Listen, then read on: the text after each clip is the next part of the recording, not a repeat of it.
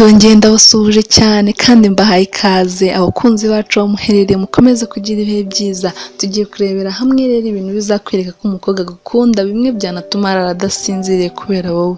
Yarabuze ahera bikubwira. Ubusanzwe biragoye ko umukobwa afata iya mbere kugira abwire umuhungu ko amukunda, kabone n'ubwo yaba bimaranye igihe kirekire. Umukobwa ashobora kuba yashakana n'umusore adakunda kandi hari uwo yakunze agatinya kubimubwira kubera kwitinya no gukurikiza uko kuva mu myaka yo hambere byari bimeze kugeza ubu. Ni gake waganira n'umukobwa akakwereka ko agukunda cyangwa se yakwihebeye, ahubwo asa n'ubigerageza akajya abikwereka mu marenga no mu bikorwa bimwe na bimwe akora. Agerageza uburyo ki wabona ko ari ibintu bisanzwe ariko waba uzi gusesengura ugahita umenya aho bigana. Dore ibimenyetso rero bizakwereka ko umukobwa agukunda, bimwe byanatuma arara adasinziriye kubera wowe.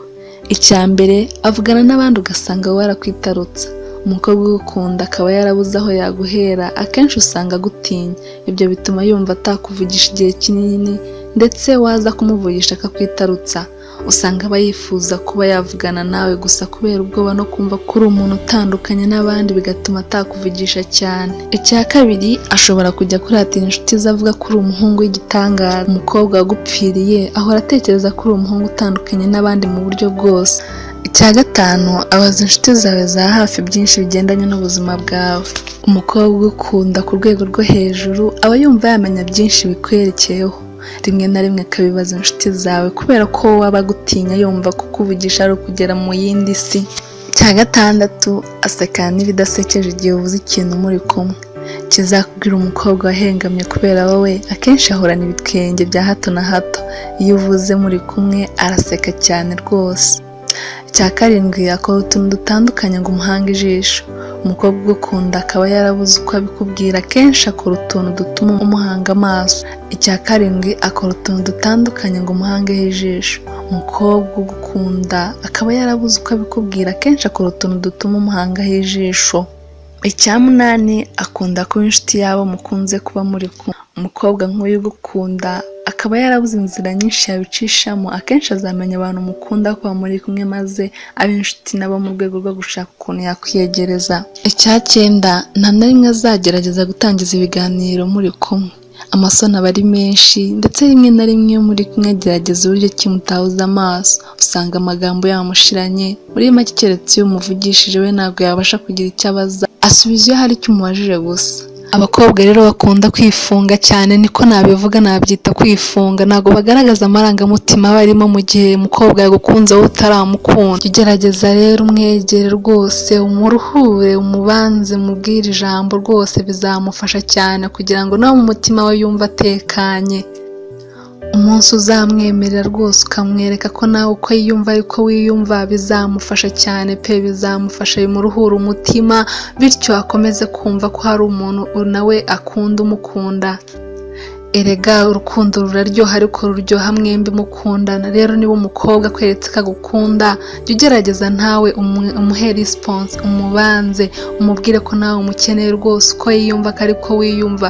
Basi umutange, umubwire ijambo rimurimo, umubwire ijambo rikurimo, kuko uko aba yiyumva aba yifuza ko nawe ariko wiyumva muri wowe. Gerageza rero umwereke ko nta tandukaniro riri hagati yawe n'irye, umwereke ko rwose ibimenyetso agukorera nawe ugerageza ubikore, mwese muzahuriza hamwe umutima wanyu wakirane. Aho ngaho rwose muzaryoherwa n'urukundo rwanyu, kuko uzaba yaragukunze nawe umukunda. Ubundi mwitaneho rwose, akwiteho nawe umwiteho cyane, bizabafasha cyane rwose, bizabafasha. Ariko wowe muhungu, nimba umaze kubona ko umukobwa akwereka bino bimenyetso, gerageza rwose umuruhure, ko mu mutima waba aremerewe cyane.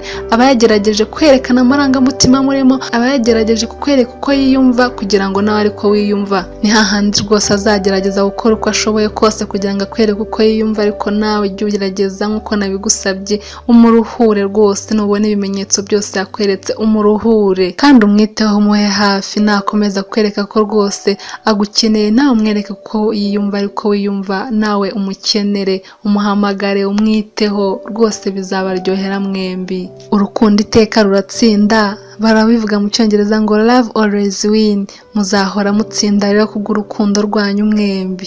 Gerageza umuruhure rwose kuko we aragukunda, ibimenyetso byose niba bigukorera gerageza umubwire ijambo, we azaba yifunze mu mutima we yanze kugaragaza ibimurimo ngo abikubwire ku magambo, ariko ibikorwa bizaba bikwereka uko arimo kwiyumva. Bityo nawe ndagusaba kugira ngo uzamuruhure, wegere umutima we, umubwire uti ndagukunda rwose, bityo azaguhobera, azakwishimira cyane. Numwitaho nawe akakwitaho rero niho muzabona ko wahisemo neza, ko nawe yahisemo neza. Erega abakobwa bashobora kutakwereka uko biyumva mu magambo, ariko mu bikorwa bakabikora.